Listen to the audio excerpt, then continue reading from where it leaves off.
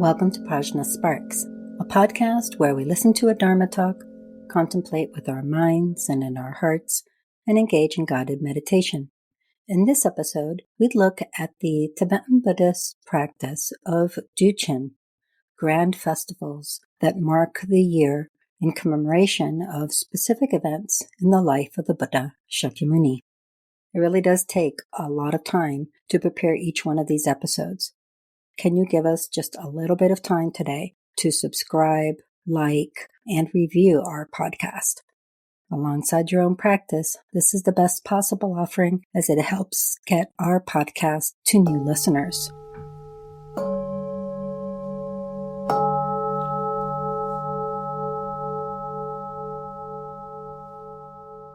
The Tibetan word Duchen literally just means a grand time or grand occasion. It is used to refer in the Tibetan Buddhist calendar to 4 major events that occur throughout the year, marking specific moments in the life of the Buddha Shakyamuni. Let's go through them one by one, but also talk about how the Duchens are celebrated, why they are valuable, and why we should care. I get this question a lot. That's all culture. It doesn't have anything to do with the practice. The first thing I would say is it's helpful to look at what happens when we label something culture. Our culture has a very strong habit of marginalizing other cultures and their different ways of honoring life, philosophy, and in this case, the teachings of the Buddha Shakyamuni. So just to say, oh, that's culture, I don't have to deal with it, may not actually allow us to explore. All of us have culture mixed in with all of our different worldviews and ways of being in the world. What's important is less labeling things as acceptable, not acceptable, cultural, religious, secular, and more, how can we learn about the ways that cultures steeped in centuries of devotion and practice to the Buddha actually enacted that practice, ways that we might be able to bring into our own lives in nourishing and fresh ways, rather than just pushing them out to the margins. Duchens are really wonderful times of celebration. They are holy days, holidays that mark the year. This is something that is transcultural. All cultures throughout time have found ways to mark the year in meaningful ways by commemorating events that they consider valuable. So let's take a look at what these 4 main Duchen holidays of the Tibetan Buddhist calendar are and how we might connect with them from the heart. Let's begin with the beginning of the Tibetan Buddhist calendar. It's a lunar calendar, not exactly the same as the Chinese lunar calendar, but it's usually January to March timeframe. There's even several different versions of Tibetan calendars within Tibet, so there might be different, but all of them will have as first major holiday of the year, the Losar holiday, the New Year, just like cultures have done throughout time. Once there is some kind of arbitrary statement of this is the beginning of the year, humans just love to celebrate that first day. So this is much more of a secular holiday, like our New Year's Day. Tied to that beginning of the year is the first of the Buddhist Duchen holidays. It is Chutril Duchen, the holiday that commemorates the Buddha Shakyamuni's demonstration of miracles. This relates to a story in the Buddha Shakyamuni's life. At the time, what we call India today was an extremely rich melting pot of spiritual traditions. It was a very pluralistic society. There were several teachers that discounted the Buddha's enlightenment, his realization. And in order to demonstrate the power of the full and perfect awakening of Buddhahood, Shakyamuni displayed miracles to these teachers in order for them to have a greater understanding of the impact of enlightenment. Now, why would he display miracles? Because at the time, this was a commonly understood sign of realization. It was a way that the Buddha could communicate to individuals where his speech, his conduct, and his presence was not sufficient to open their eyes to his realization. So he displays a magnificent set of miracles and opens the hearts and minds of these teachers so that they were able to receive the value of the Dharma. This event happens on the first full moon of the Tibetan New Year. The New Year begins on a new moon, and roughly 15 days later is the full moon. The full moon is the holiday of Chutrul Duchen, the great festival of emanating miracles, the last of 15 days of streaming miracles that the Buddha presented to these teachers. How might we relate to that? Well, one way we might relate to it is to think it's ridiculous and to discount it. I can't tell you not to feel that way. What I can say is that in my own experience, I've found that discounting things or just turning my back on them has never actually presented much value when it comes to learning about Buddhist practice and the different ways that the Asian heritages have held that practice throughout the millennia. What has been helpful for me is to be curious and to say, well, why would they do that? How does that relate to me? What we might consider for us is, in what ways are the Buddha's teachings miraculous? The teachers that bring those teachings to us incredibly valuable, like enchanted beings that bring us the miracle of access to teachings millennia old that nevertheless really strike our hearts. We might think, what a miracle that I can be part of this sangha of beings that follow the Buddha and put his teachings into practice. In other words, Chutrul Duchen can be a time where we connect with our own experience of gratitude and wonder at our own connection to the Buddha, the Dharma, and the Sangha. Traditionally, on any of these Duchen or holidays, most Tibetan Buddhist centers will have elaborate ceremonies or practices, beautiful offerings of very special rice that's made for ceremonial occasions, teas.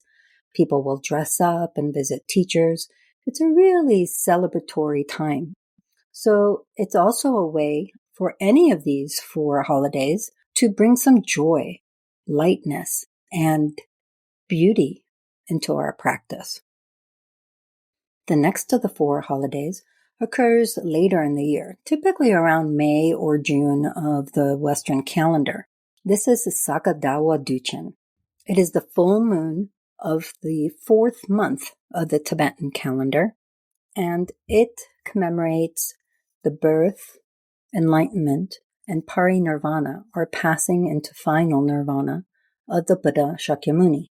Now, this is not to say that the Buddha was born, was enlightened, and passed away on the very exact same day of the calendar. It's the calendar day that commemorates all of those events. Unsurprisingly, this is the major Duchen, holy day, of the Tibetan Buddhist calendar because it commemorates these really essential moments of the Buddha's life. When he came into being in this world, when he was enlightened fully and completely as a Buddha, and when he passed into parinirvana. This one's easy to understand. We can see how it gives us an immediate connection to the life of the Buddha Shakyamuni. It might inspire in us the wish to learn more about what he did in his life, what the various heritages in Asia describe in his lifetime. and how we are holding that in the present day. How are we honoring it? On all of the Duchen, but especially this one, it's very common in Tibetan Buddhist centers to offer the praise to the 12 deeds of Shakyamuni Buddha. All fully enlightened teaching Buddhas, like Buddha Shakyamuni, known as Supreme Nirmanakayas, demonstrate these 12 deeds in order to set an example for all of their followers. The praise to the 12 deeds is a beautiful, haunting melody in Tibetan that marks these 12 important moments in the Buddha's life. What you might do in honoring the Sakadawa Duchen for yourself is connecting with your connection to the Buddha, the various conditions that allow you to have met the Buddha's teachings and to put it into practice. And again, develop that sense of gratitude and wonder that this could be happening right in your life. In the stories of the Buddha's teachings, it is said that for the first 7 weeks after his enlightenment, he stayed alone in the forest. 7 weeks later, he teaches the first public teaching at Sarnath, a city outside of Varanasi in current-day India, which is some distance away from Bodh Gaya, where he attained enlightenment. Thus, the very next Duchen, or holy day, is Chukur Duchen, the holiday of turning the wheel of Dharma, and it occurs 7 weeks after Sakadawa Duchen. Here too, we can connect with the sense of wonder and gratitude that we have access to the teachings. I like to think of Chukur Duchen as the Dharma's birthday. It's the first day that the Dharma is spoken by a Buddha to a group of 5 who become the Sangha. Here too, we can connect with gratitude and wonder at our connection to the Buddha, at the great compassion that the Buddha and all the enlightened beings who have preserved his teachings and allowed them to reach us intact and best suited to our particular inclinations. How wonderful that so many beings in so many different countries held these teachings with such reverence and honor that we can access them over 2,000 years later, despite the fact that there were no recordings, video or audio, or even ways to write down the teachings at the time. It's really a wonderful thing. The last of the 4 Duchen is Labab Duchen. Labab Duchen is happening very soon. As a matter of fact, it's on Saturday, November 4th. Labab Duchen means the holiday of the Buddha's descent from the heavens. This reflects a story in the Buddha's life where the Buddha leaves this world for a time to visit one of the celestial realms where his biological mother was reborn. She lived very briefly after the Buddha's birth and attained rebirth in this celestial realm. The Buddha spends time teaching the Dharma there to his mother and other celestial beings, and when he returns, this is the holiday of the descent from the heavens. I like to think of this as Buddhist Mother's Day. It's a day where we can honor how we can reconnect with teachings. Even after we've fallen away for a while, we can reconnect with our mother, our friends, our family, our loved ones that we've somehow drifted away from. Maybe even our own practice, our own care for ourselves. It's a beautiful day as well. In all of these 4 holidays, it is very common to recite what's called the lamp prayer. This is a beautiful prayer that's offered as butter lamps or other kind of light offerings, candles, whatever it may be, are presented at an altar, a stupa, or whatever it may be. Light is a universal expression of hope, of love, and in Buddhist understanding in particular, of knowledge. The eye of prajna, precise knowledge, that sees things accurately and correctly. So you can see how throughout these 4 holidays, the holy day of manifesting miracles, the holy day commemorating the Buddha's birth, enlightenment, and parinirvana, the holy day of turning the wheel of Dharma, and the holy day of descending from the heavens, we are constantly honoring the cycles of recognition, the Buddha's kindness, compassion, understanding, and power. We can use these as rhythmic ways to recall our own interest, inclination, and care for ourselves, for the teachings, and for others. These can be really powerful moments when we can open our hearts and minds to the Buddha, the Dharma, the Sangha in exalted ways and in everyday ways, right in our own homes and amongst the people around us. I hope you'll take the opportunity next Saturday, November 4th, to do your own small practice in honor of Lama Duchen, or visit a local Tibetan Buddhist center that may be having ceremonies for Lama Duchen. In any case, I wish you auspicious excellence for the holy day of the Buddha's descent from the heavens.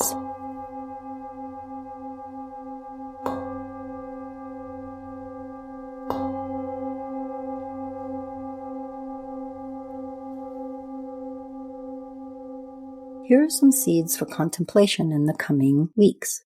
Consider time. How do you think of time? Is it something you don't have enough of? Is it something you need more? Is it a concept?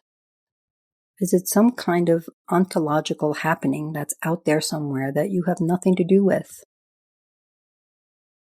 Or is it a useful concept for measuring our progress through the world, through this life, and through our practice? How might this steady drumbeat of the Buddha's presence in the world in early part of the year, roughly February, then again May or June, then again about July, then again around November, actually serve as 4 signposts that allow us to stop, drink in our good fortune, and pause for a moment with the Buddha, Dharma, and Sangha in our hearts so that we can feed and nourish their growth for the sake of ourselves and all beings. This is Yeshe and Zopa for Prajna Sparks. We are moving to a once-monthly schedule. Be sure to join us every month on the new moon for fresh episodes. Stay tuned now for a guided meditation with Lama Zopa. Shivni is our Tibetan singing bowl artist. Thanks so much for generously giving of your time today to like, subscribe, share, and review Prajna Sparks. It really does help us to spread the gift of Dharma to new listeners. If you have any questions, contact us via email, Instagram, or Facebook. Check the episode notes for those links and for more resources on today's topic. Visit us on the web at prajnafire.com or follow us on Instagram and Facebook at Prajna Sparks. Thank you for listening. May all beings benefit.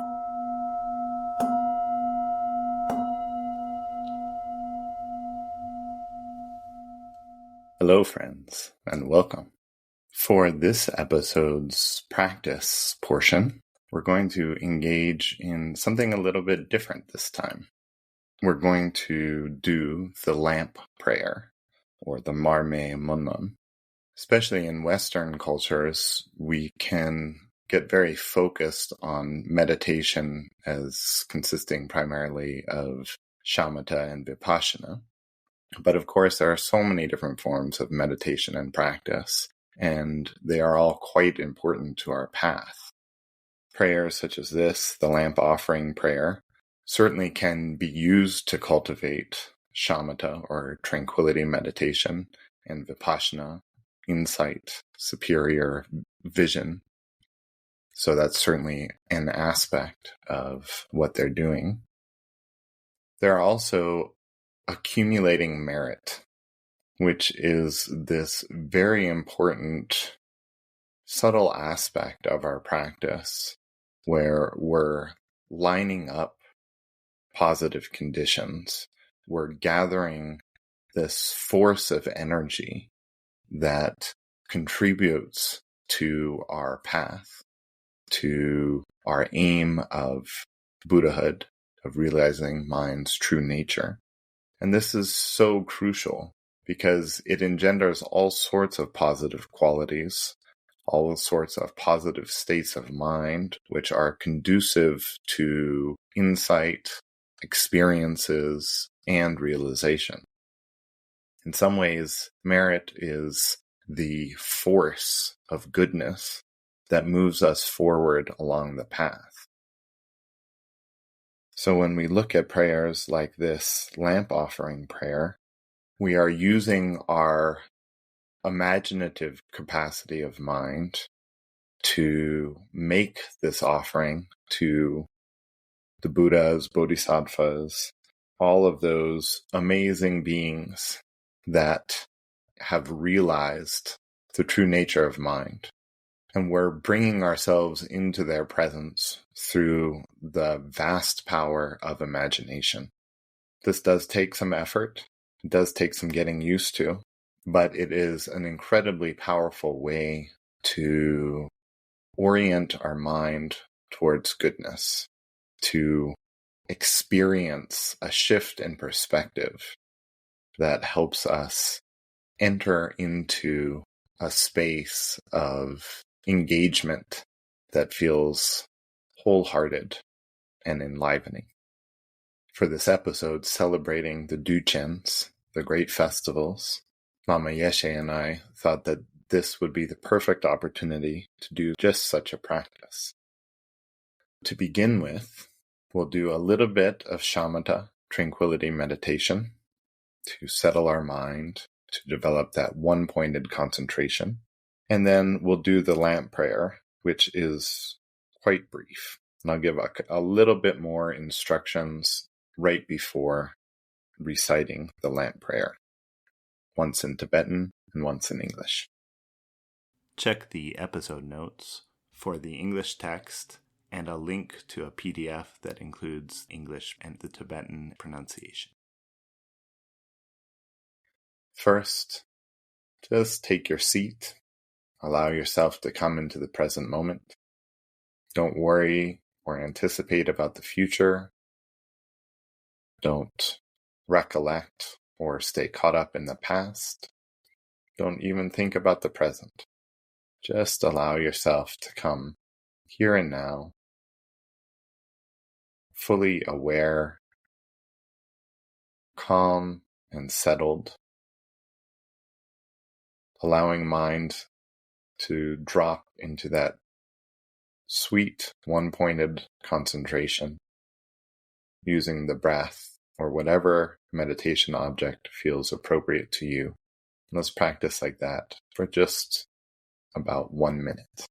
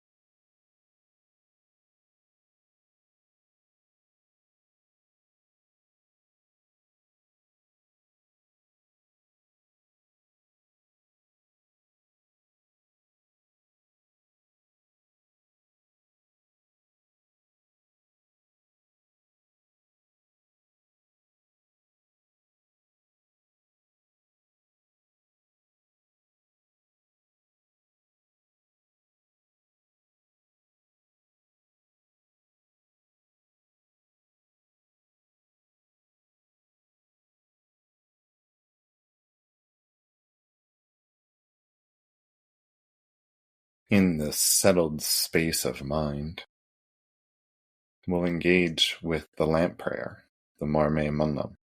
This prayer has 3 different components. The first consists of the aspiration, which is imagining the single lamp, if we're only offering 1 candle, or however many lamps we're going to offer, and imagining it as being a vast offering, big as the universe. And then there's a line of consecration in the middle of the practice. It reads Om VAJRA ALOKE AHUM. So if you're joining in this practice, you light your lamp or candle at the beginning of the prayer. You recite the first paragraph, which relates to the imagination of the bowl of the lamp becoming equal to the outer ring of the world realm, and so forth. And then with the line of consecration that reads Om VAJRA ALOKE AHUM, you consecrate the lit lamp by flicking some water on it or lighting a stick of incense over it. And this consecrates the lamp so that this offering that you're making is going in the purpose, in the direction that you're intending it to. Then that's followed by the Emaho, I offer this amazing, wonderful, bright lamp portion, which is the aspiration, where we're offering it to the Buddhas, Lamas, Yidams, etc., and making the aspiration for our very kind parents, every sentient being, to become aware of the presence of the pure realms and see them directly. In other words, we're making the aspiration prayer that they achieve liberation. And that's it. So let's do the practice. We'll recite it first once in English and then once in Tibetan. So go ahead and light your lamp or candle. May the bowl of this lamp become equal to the outer ring of this world realm of the great 3000s. May its stem be the size of the king of mountains, Mount Meru. May its oil fill the surrounding oceans. In number, may 100 million appear before each and every Buddha. May its light dispel all the darkness of ignorance, from the peak of existence to the incessant hell, and illumine all the pure realms of the Buddhas and bodhisattvas of the 10 directions, so they are clearly seen. Om VAJRA ALOKE AHUM. Emaho, I offer this amazing, wonderful, bright lamp to the 1,000 Buddhas of this fortunate eon, the Lamas, Yidams, Dakinis, Dharma protectors, and gatherings of deities in the mandalas, of all pure realms of the infinite 10 directions.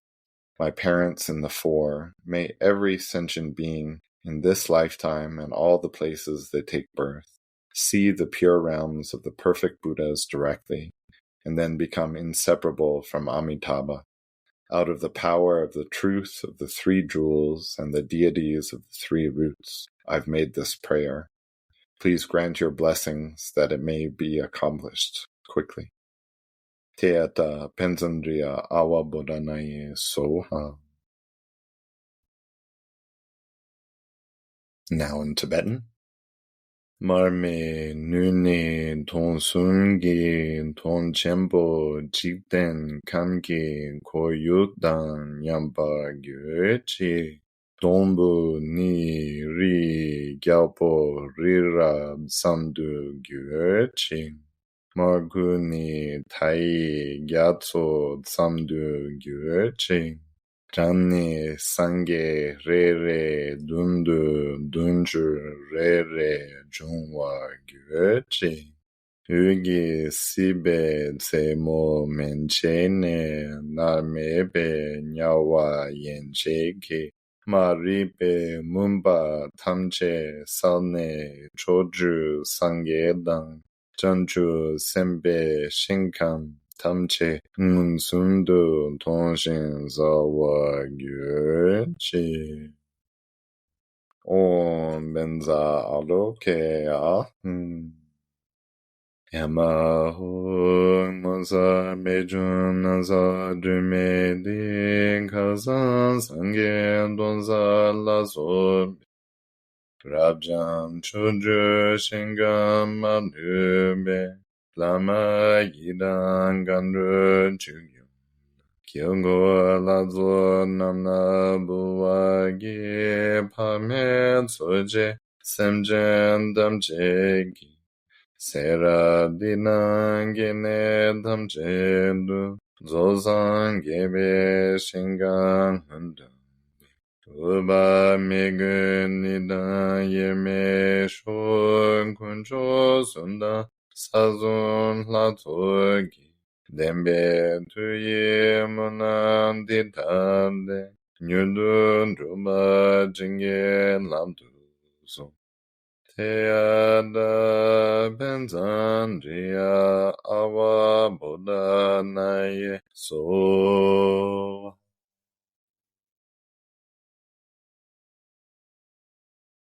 Now please join me in dedicating whatever goodness has come from this practice to ourselves and all beings, that we may all perceive the infinite pure realms of all the Buddhas everywhere, constantly surrounding us, and interact in such a joyous fashion with all of life. Thank you for your practice and all you do.